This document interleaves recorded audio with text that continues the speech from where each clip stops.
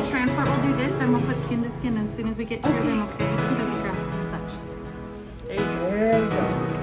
Good You job. guys lead the way, I'll follow. Okay. Taylor, we're 25.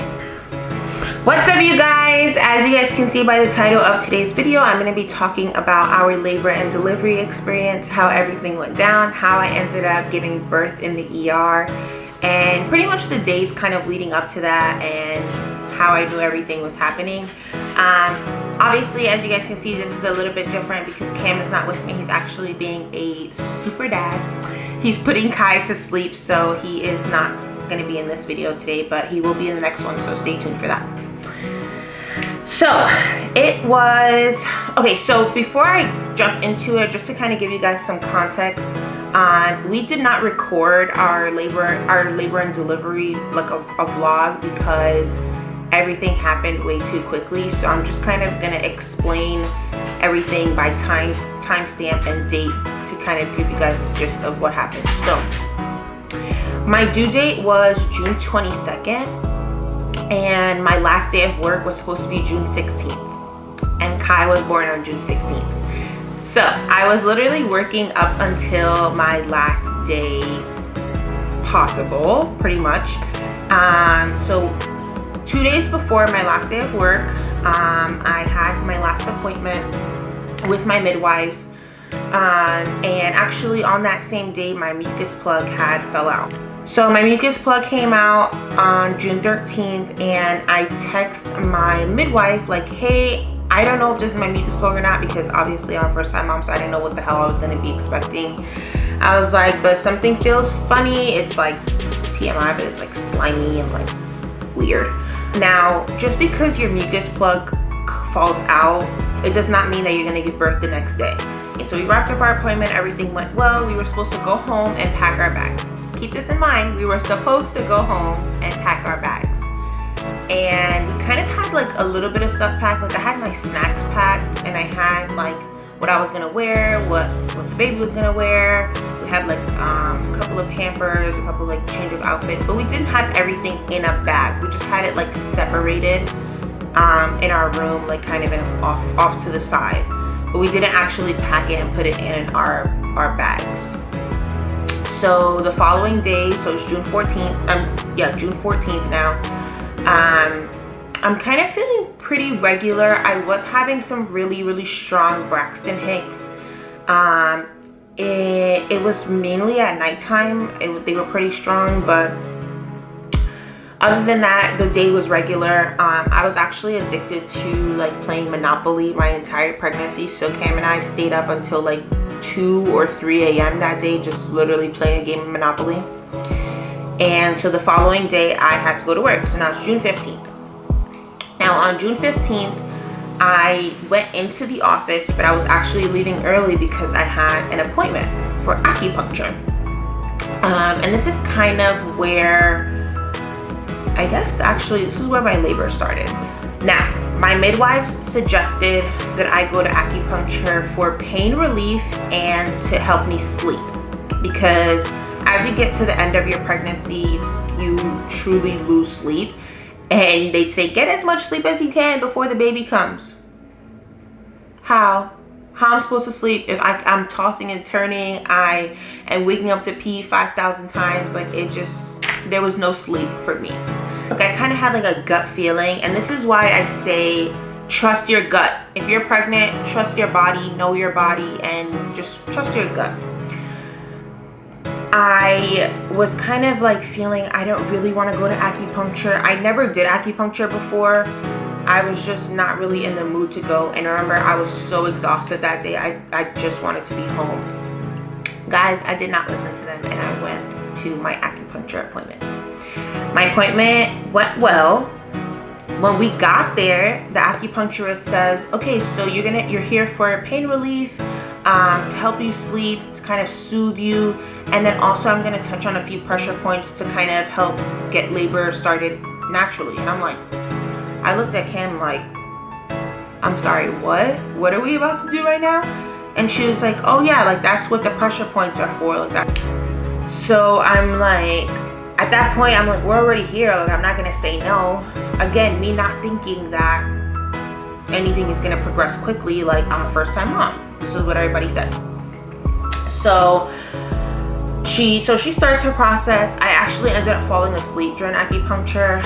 I wake up, I feel fine. I feel well rested. Actually, it was kind of scary because I felt like I had like a full night's sleep, and I literally think I knocked out for like 10 to 15 minutes, if that. So we get back in the car. Cam and I get back in the car, driving home. Our drive home was about an hour and a half, I think, maybe like an hour and 15 minutes, because we left the appointment at 6 o'clock, which is like the middle of LA rush hour traffic time.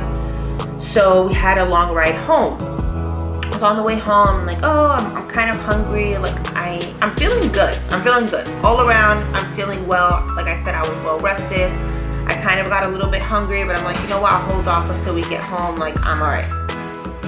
It was like 30 minutes into our drive, and I felt like a super tightening in my abdomen, and it was so intense that I couldn't really speak. Like, I was like, Cam, I think I'm having a contraction, but I went silent after that. Like, I didn't explain to him what I was feeling. And if you guys know Cam, he is a very, like, not only is he like a positive person, but he's just very lax. Like, he's very like, it's okay, you know, we're gonna get through this, we're gonna be all right, just breathe. And I'm looking at him like, bro, I'm sorry, I didn't know if you heard me. Like, I'm having a contraction. Like, this is not some peaceful whatever you think it is.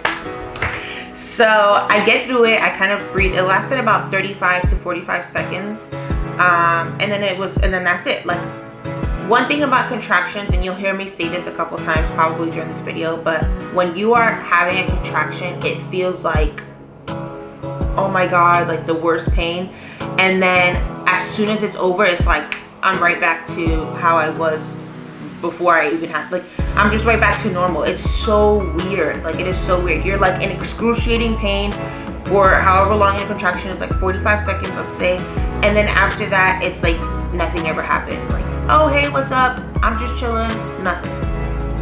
So we kept on driving. It was super irregular. So I just thought it was Braxton Hicks. I thought it was severe Braxton Hicks. That's literally what I told Kim. I said, I don't know if it's a contraction or not. It felt different from my previous Braxton Hicks, but maybe it was just like more intense ones because I just did the acupuncture. We're almost home and I got another contraction. Now this one was by far 10 times worse than the other one. So I'm like I almost went into fetal position in the passenger seat of the car. Like, that's how intense it was. I don't even know if that helps explain what I was feeling, because I can't even put it into words, honestly. So I kind of like go into like this like fetal position, and I'm just like, contraction, I think, I don't know. Literally, this is what I said to Cameron. I said, I think I'm having a contraction, I don't know, but it really hurts. I was quiet for about 35 seconds again. It passed, life went on, literally. So it's like 9:30, I felt another contraction, and Cam was like, okay babe, like, should I go pick up your mom, or should we put her in an Uber? Or do you think that you'll be okay, like, by yourself? And I'm like, I'm good, like, I'm just gonna go to sleep. You go get my mom from the airport. When she gets here, I'll see her in the morning, because like I said, I was exhausted. So I said, I'll see her in the morning. So Cam left the house around 12:30. After that 9:30 contraction, I actually went to sleep, and I pretty much slept all the way until like 2:30, 3 o'clock in the morning. Now at 3 a.m., I got another contraction, and this one was by far the worst. Like, at the time. I was in so much pain for literally 45 seconds again. And I don't know why, but I didn't wake Cam up. Like, I don't know what I was thinking at the time, but I'm like, I'm okay, like, let me just breathe through this contraction and I'm gonna go back to sleep. And that's exactly what I did. I kind of breathed, I was breathing through it, and I went right back to sleep. Fast forward, now it is 6 o'clock in the morning. I gotta get up and get ready for work. Remember, June 16th, it's now June 16th, it was supposed to be my last day at work. So everything in my head is like, you're going to work. Like, I don't care if you have this baby at work, you're going to work. I don't know why I was like this, guys. So I get up at 6 o'clock and I couldn't make it to my shower. My shower is 10 steps away from my bed. It's in my bedroom, and I couldn't make it to the shower. So I'm like, oh my God, like I can't even make it to the shower. How the hell am I gonna make it to work? But I didn't care. I'm like, I'm gonna do it. I'm gonna make it work.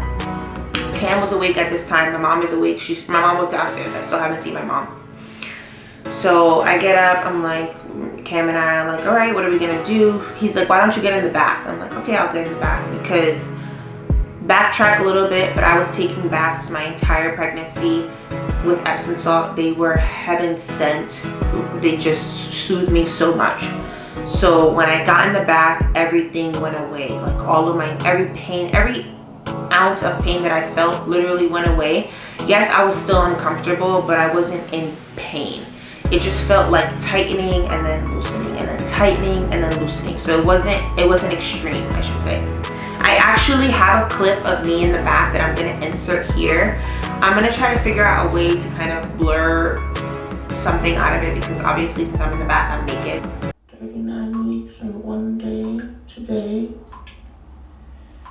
And I am having some pressure, and I'm feeling some contractions. I think baby's coming very soon. Now fast forward, it's like 10 a.m. I come downstairs. Well, I had already been downstairs, I think. But my mom is here. I'm like, hey Ma, like everything's smooth. She's making me breakfast.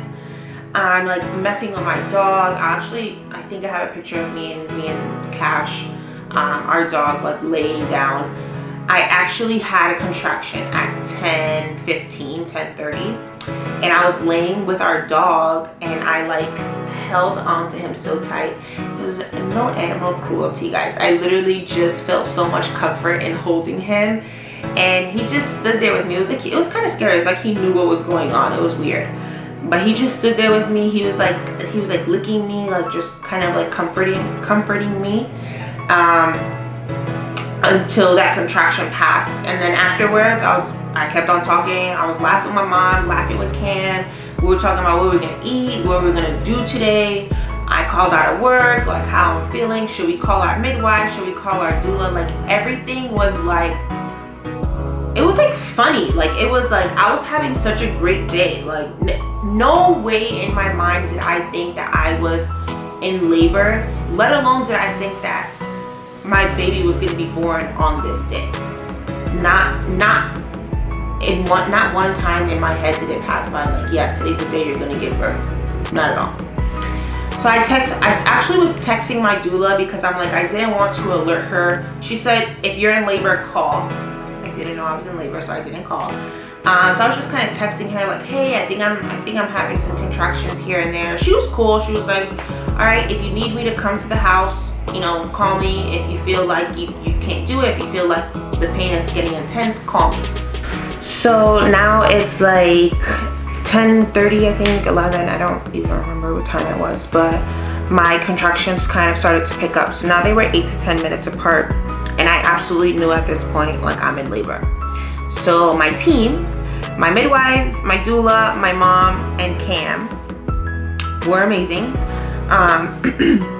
So we pretty much started calling everyone to get everybody on board.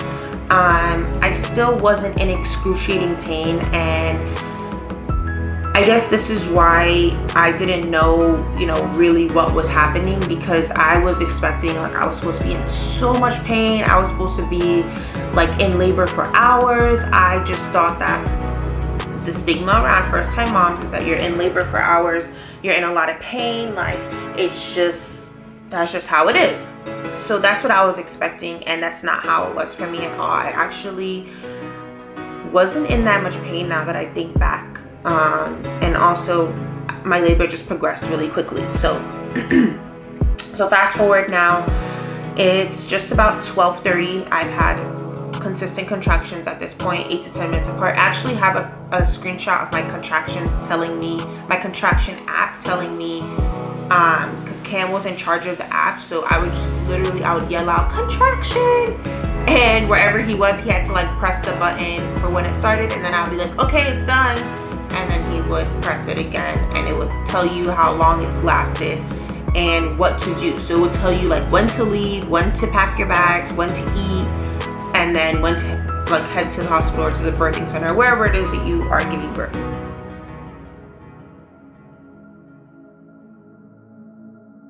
Now it's like 12:30. Everything is intense at this time. Like when I have a contraction, I am in so much pain. I didn't want anyone to speak. I didn't want anyone to do anything. So at this point, my doula wasn't at our house yet. It was just my mom, Cam, and myself. And I was in the bathroom because I tried to shower. I was trying to eat. I just tried so much stuff to like, but I couldn't sit still. Moving around really helped me get through my contractions. But when I was in the contraction, like for those 45 seconds, I didn't want to move. I didn't want to speak. I didn't want anyone to speak to me. I didn't want anyone to touch me. Nothing. Like to the point where my mom she was helping me with like my breathing patterns, and she was, you know, helping me with my pressure points because Cam was on the phone with everyone. And she was in front of me, like face to face, and she's like, okay, breathe, like. And I literally, in the middle of a contraction, I put my hand in her mouth, I grabbed her mouth, and I said, stop. Like I was crazy. Like I don't know who that person was, but I was really going psycho. And I literally like popped her in the lip, basically. I literally popped her in the lip. Cam was trying to talk to me, and I told him to shut up. Like it wasn't really me, honestly. It was the baby. We're gonna blame it on the baby. That's what we're gonna do. So now things are progressing, things are moving quickly. I think what happened was that things were moving so fast, and I was underestimating myself. Like my mom is like, okay, like, cause I said to my mom, like, I think I have to poop, and she was like, oh, that means the baby's coming. Like my mom had 3 kids, so she knows the drill. And I was like, no, like I just really have to poop. Like I really have to poop. Excuse me. Like I'm literally trying to fight her to get on the toilet to poop, and she's telling me like I can't sit down on the toilet. So now I'm tight at my mom. I'm tight at Cam. It was just a mess. So my doula gets to our house. It is now 1:30. I'm sorry. Before my doula got to my house, my water broke. So it wasn't 1:30. It was actually a little bit after that because my water broke at 1:45. Sorry about that. My water broke at 1:45, and basically I personally didn't have like a gush of liquid.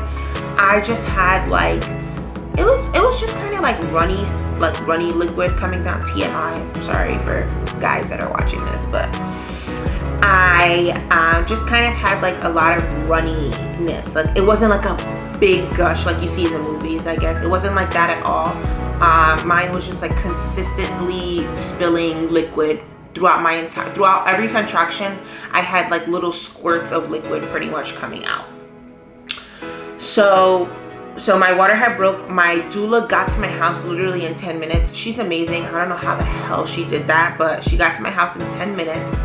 And when she walked through the house, because I was upset, like I wasn't upset, but I was just like intense. You know, Cam was crying. My mom was like distraught. It was just, our house was a mess. When she came in, and this is why I love her. I love what she does. She's so amazing. But she just brought the energy right back up. She was like, okay guys, like let's get into action, basically. Like let's get moving. You know, things are getting intense, but here we are. She like got everybody water. She was helping me with like my pressure points.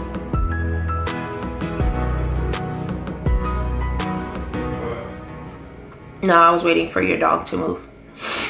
So she got everybody water. She was like helping me with my pressure points. She was just literally heaven sent at the time. And so things were progressing very, very quickly. It is now 2:15. We call my midwife. My doula is literally telling my midwife that I'm in active labor. So this is unfortunately where my midwife dropped the ball with me, because she thought that because I was a first-time mom, I was supposed to, like I said, be having a super long labor, or super long early labor. And excuse me. So she thought that I was supposed to be having like a super long early labor, and that I wasn't going to be in active labor until like I guess sometime in the nighttime. She actually had told me one time before, like, oh, first time babies, they usually come at nighttime. Like I don't really have babies that come during the day. And I'm just like, okay. But anyways, so things were getting intense. My pain tolerance was very, very high. So like I said, I still didn't really know like that he was coming as quickly as he did. So fast forward now, my doula says to me and Cam, okay guys, we have to try to get in the car because, oh, this was the problem. My birthing center is about 45 minutes to an hour from my house. Not that that's a problem, because it wasn't at all. We were going there once a week for the entire ending of my pregnancy, so it wasn't a problem at all. But it was a problem in this case because I couldn't make it. And this is kind of where like I get a little bit emotional, I guess, like talking about my birth story, because I really, really wanted to have a water birth, and unfortunately because of a mistake on my midwife's end, I wasn't able to have that. So let me just gather myself for a second. So basically we try to get in the car and see if we can make it to the birth center. Now remember, it's like almost 2 o'clock at this point. My water had already broke. Things were picking up very quickly. It's almost 2 o'clock. And when I sat down in the car, I was in so much pain that I started screaming, like literally at the top of my lungs. I was like, oh my God, oh my God, oh my, like I was in so much pain. And it was because like I felt a rush of pressure. Like I wouldn't even really say it was pain, because it wasn't even pain. I think it was just so much pressure. Like I literally felt like my hips were gonna burst. Like, so I had to get out of the car, and I said, I can't sit down, so I can't take a 45-minute car ride to the birth center. So we get back upstairs, and now my contractions, I think, were like 4 to 5 minutes apart. Maybe they had dropped down to 2 to 3 minutes by this time. Yeah, they had dropped down to 2 to 3 minutes apart by this time already. So I'm like, okay, so what are we gonna do? So my doula tells me to lay down on the couch, because there were only 2 positions really that I felt the most comfortable in. It was either pacing back and forth or like on all fours, with like Cam putting some pressure, Cam or my doula or my mom putting some pressure on my my back, so that I can like be relieved of like my hip pain. So my doula tells me to like lay down on the couch. She's like, I just want to see like, you know, where we're at right now. So she's kind of like feeling around my belly, like she also, because she's not a medical practitioner, she can't really say like, oh yeah, the baby's head is here, or it's time to, you know, like she can't really say much because she's not a doctor per se. So she just says, like, she turns around, she feels that the baby's head is very, very, very low. And she turns to Cam and she says, you need to call 911 because we are not making it anywhere. You're gonna have this baby right here. And I instantly started to cry. Like I was so, and I'm kind of getting a little choked up because it was just not what I wanted at all. Anyway, so I started to cry and I was just so distraught. Like everything that I had planned for my entire 9 months went right out the window. And within 15 minutes, I had a fire department, EMT, and the police department at my house. It was insane. Like it was just, there were so many people outside of their houses too, because we live in a complex. So everybody was like, what's going on? Everybody was being nosy as hell. So they're like all standing outside of their like houses. And now my contractions are 45 seconds apart. Now it's like 3 o'clock. Literally, it's 3 o'clock. My contractions are 45 seconds apart. And I felt like a burning feeling. Like I don't even know how to describe that feeling, honestly. It just felt like, well, okay, they call it like the ring of fire, but I literally felt like my vagina was gonna blow. It's crazy. Like just looking, like thinking back, I just can't believe that women do this. I can't believe that women go through this, honestly. And then we're like back to normal. But anyways, so they put me on a chair, and remember my contractions are 45 seconds apart, and they're lasting about 40 seconds. So I had like 5 seconds literally in between to breathe and talk and say whatever, which really I wasn't talking. So they put me on a chair, and as we get like to the middle of the stairs going down, I had a contraction. I yelled contraction, and everything stopped. I vividly remember the captain of the fire department was trying to talk to me, and I was like, be quiet. Like I said, I was going crazy. But so then we get down to the bottom of the stairs. I have another contraction, and everything stopped again. Then they waited for it to pass. Then they put me onto the bed. Now, when we're about to exit my house, the captain from the fire department says, I'm sorry, but because of COVID, you know, you can't have anyone ride with you, and I don't know if the hospital is gonna let anyone in. You know, like these are just COVID guidelines now. And I said, I literally word for word, I was like yelling. I was literally yelling at this point. I was like, I don't give a fuck about COVID guidelines. Someone is coming with me in this ambulance, and everyone on my team is going to be led into the hospital. So if you don't excuse me before I have this baby on this concrete floor, literally I was bugging at this point. So he's like, okay, like he was fake scared because I was going crazy. So they let Cam get in the ambulance with me, and I think Cam has like a little clip of me in the ambulance.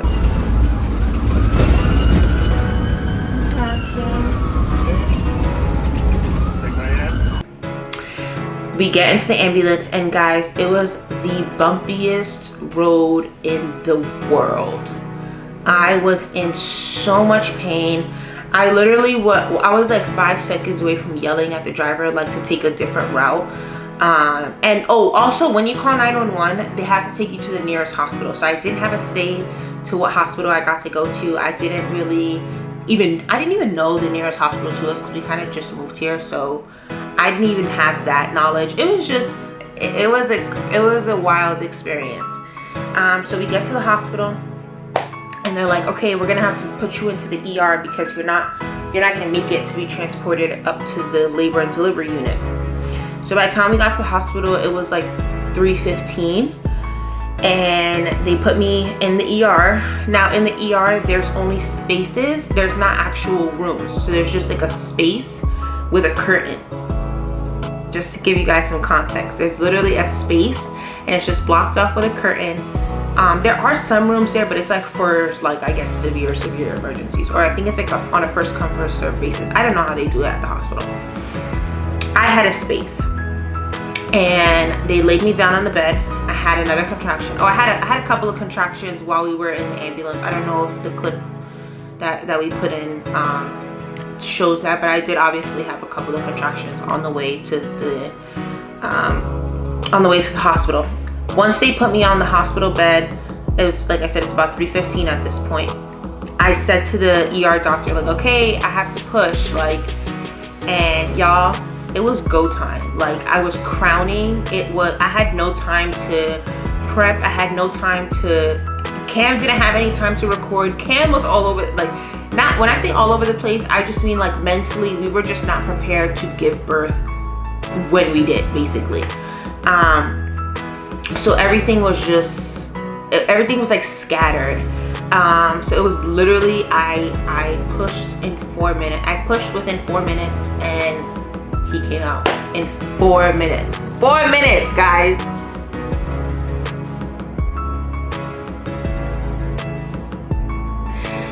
everybody's miracle story.